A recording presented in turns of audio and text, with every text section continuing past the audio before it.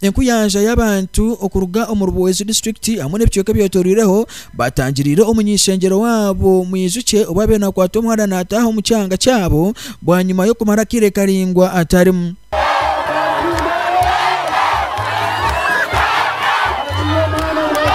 Enyuma ho mwizuke akatunga ekizibu obu aza omu mishango yitaka kandi akikwatagirana n'ensonga za cyachi akaruga yabazahambuki baje no miso kandi bamutera kace bamwite kandi obwire obona atura ryo mwirwaro.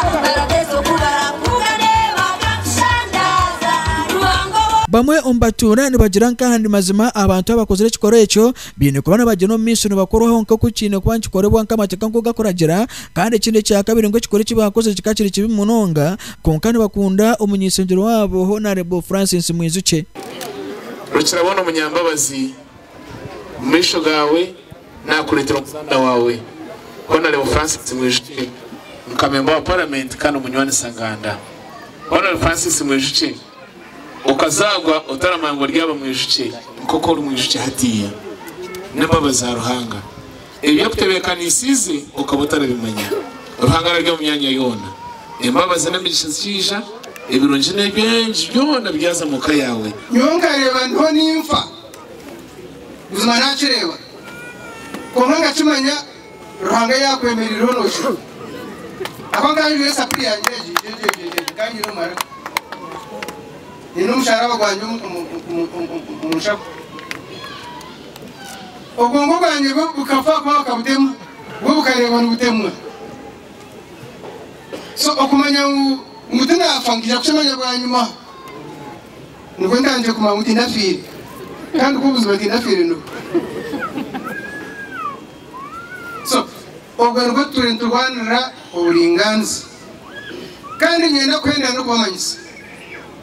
ngubwejeji orutaro ruhanguru turetwine kuyamweje baho n'abantu abace okubona bonesa bingi abacho kubona bonesa bingi rero n'abingi okurwanira uburinga okurwanira ubushoborozi ukoze utagira ubushoborozi omukuru kada itokunu twine ndaro hagati ya NRM hamwe na FDC aba government n'abatari ba government ezentaro bweje tuzutwire Entaras tuiraha nabinji okwerwanaho no batunga ubushoborozi buri weekend nabaryomu nyoka banza complaininga nargaho nahanuka nikiruza omushisha ko nakunda abanyabo wejo kandi webare kubakunda webare kurwanira church kurwanira kana mukamani njano akutambire kuchara